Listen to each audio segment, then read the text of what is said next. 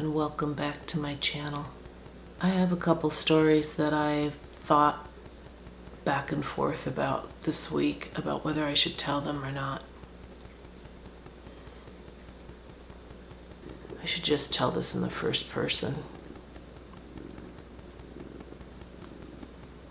My therapist wanted me to get in touch with my anger with my ex-husband, which in my last episode I was telling you all the ways he was harassing us after my divorce. He was like basically coming into our house and doing things. I think he was trying to either get us sick or scare us or kill us.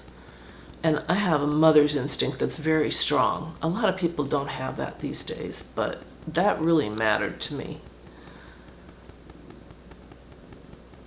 So even though my therapist was trying to get me in touch with my anger, I didn't have any toward my ex-husband. I just felt sorry for him. I thought, this poor guy has no empathy. He's never going to experience love in his life. He threw away a perfectly good relationship. He could have had such a good life, and instead his paranoia and his desire to control everything basically pushed it away from him and destroyed it. And I just felt bad for him. So my therapist was trying to get me in touch with my anger, saying, can't you imagine yourself killing him, like stabbing him with a knife or murdering him? And I thought about it long and hard, and I could not. I knew I just didn't have that anger inside me. But then when he kept harassing my family and threatening us, and I thought, this man is never going to go away. He's not going to stop until we're dead. I thought, I just still did not feel the urge to kill him. I just thought, I wish I could go back in time, and those times when he tried to kill himself, let him succeed instead of calling 911, or, just let him overdose, but I never wanted to kill him until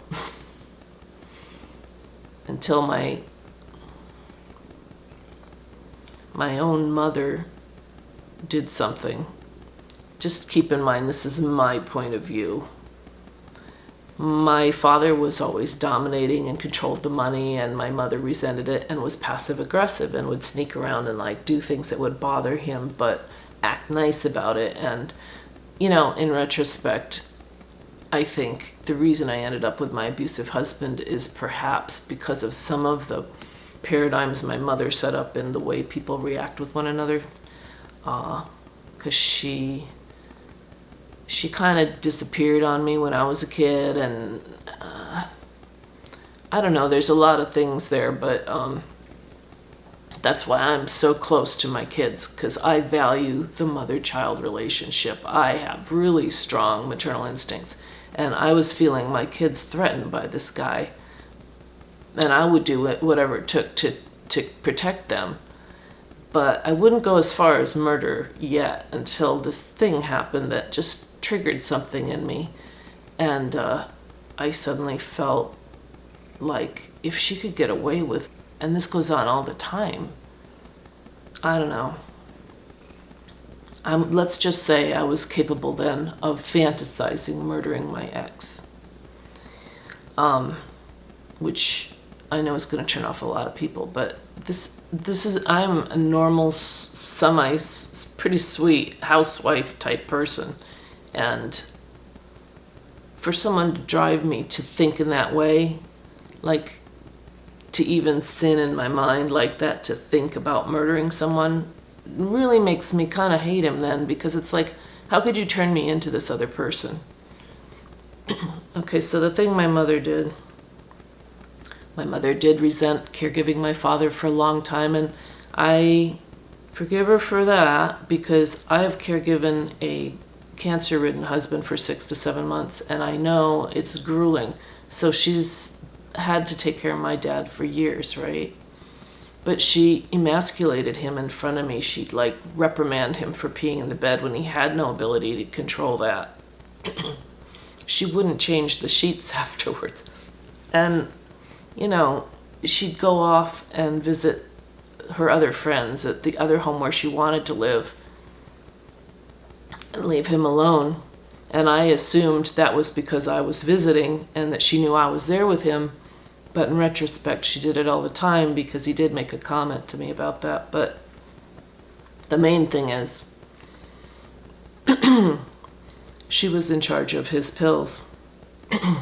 And he had these blood pressure pills that you had to take on the dot at the time they're prescribed, or else he would go into this lapse where he would actually lose his ability to think clearly and have a lot of other symptoms similar to Alzheimer's. But it wasn't Alzheimer's, it was his blood pressure going out of control.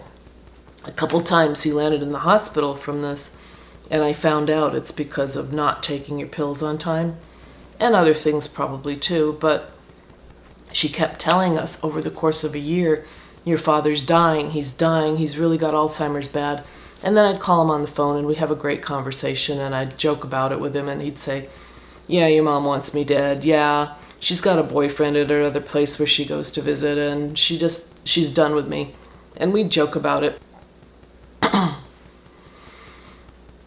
So one time he ended up in the hospital. I was very worried because she told me he was dying, and I still believed her every time she said this. And when he got discharged, I went to visit. I got an airplane ticket right away to go out and visit him. And I wanted to assess him completely and see if I agreed with her. I spent day and night with them. I lived in the home where they lived in another room. And I played cards with him, or I don't remember what we did. We played something and we talked, and he was definitely not able to do the math he used to do or be strategic as he used to. He didn't really remember everything. So he's got a little old person's Alzheimer's, but he's still a good guy. He's still the grandfather of my children. My daughter's looking forward to seeing him at Thanksgiving. And he was fine, and we joked about her, and she hardly spent a moment at the apartment. And after a while, I started wondering, where is she going? And that's when he made the comment to me about, oh, she's got a boyfriend at the other place. So one of the rare times she comes home, we're sitting together, and my dad says, wasn't I supposed to take a pill at 5 o'clock? And it was like 7 or 7:30. And she says, oh, yeah. And she takes the pill case, and she's looking at it, and then she flips it upside down, and she's looking at it. And then she flips it back. It's unmarked. She takes the pills out, hands them to him. Here. So I said to her, don't you want to have some checks and balances? Like, shouldn't this be labeled or something? Can't Dad be involved somehow in remembering the pill thing? Can't we have an alarm set or something? No, I have this under control. She was really defensive and like, I have my system, and no, I'm in charge of this. So I kind of let it go because these are my parents. I was used to them, and I just pretty much always accepted what they said because that's the routine. You think this is normal. So I tell my daughter after this visit, don't worry, Dad's fine. You'll see him at Thanksgiving. You don't need to fly out. But a week later, he's in the hospital. And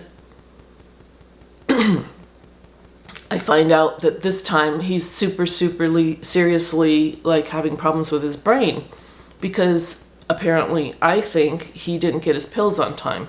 I don't know what else could have triggered the sudden trip to the hospital. So I'm trying to reach the doctor and tell them and the nurse, and I told the nurse, I'm concerned my mother's not giving him his pills on time. And the nurse says, well, your mother told us he's got Alzheimer's and he's always like this.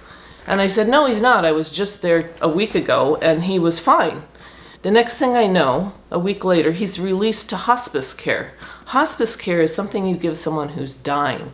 And the reason you give them that is so that they can die in peace, so that they can say, I don't want any more medication. I just want to go in peace. I don't want all the wires and the IVs and everything, right? So my dad is totally inappropriately released to hospice because he's fine and he's not dying.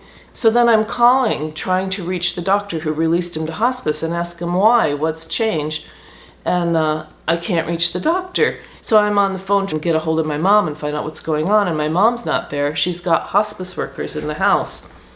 And I ask my dad what's going on. And he says, I don't know. There's these strangers here and nobody's explained anything to me. So I'm thinking, this is really messed up. When my mom calls me back, I'm going to ask her. Well, when my mom calls me back, she says, well, your dad slipped into a coma again. And I'm like frantic at this point. So I called the hospice workers. They said he refused his meds. And I'm thinking, why would my dad refuse to take his pills? That doesn't make any sense. Well, what turned out happening is there were these strangers in the house, and he said, no, I'm going to wait for my wife to come home, and I'll have her give me my medication. She never came home, and so they stopped giving him his meds completely, and he was dying then because he hadn't had his meds. I was frantic calling the doctor at the hospital, calling the nurses, telling the healthcare workers, this is wrong, this shouldn't be happening, you're killing him.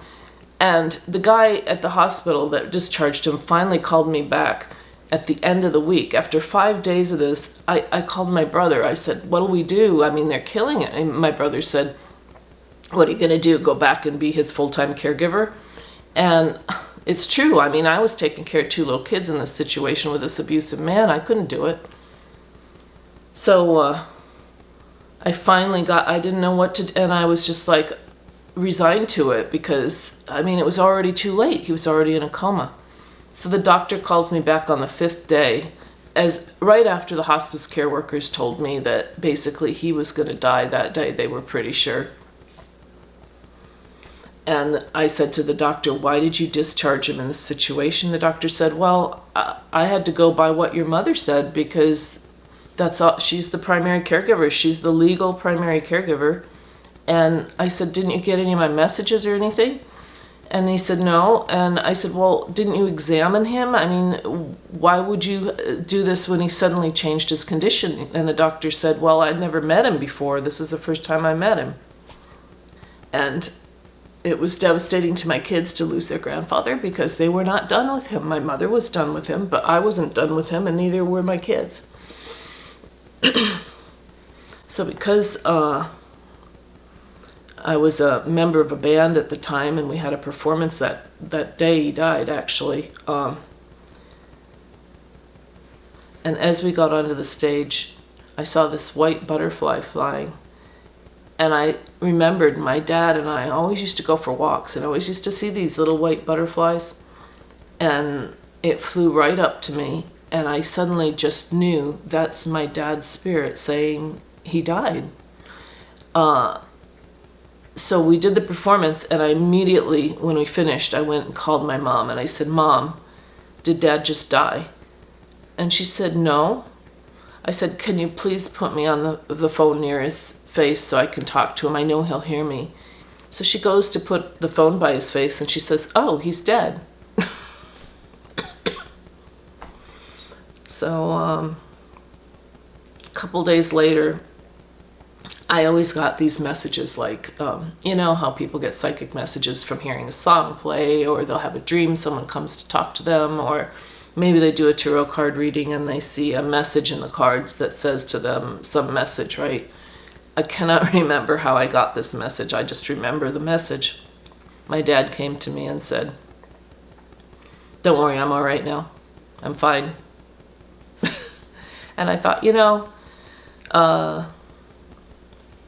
it's better to not, who would want to live with a caregiver who resents and despises them, you know? He is better off to just have moved on.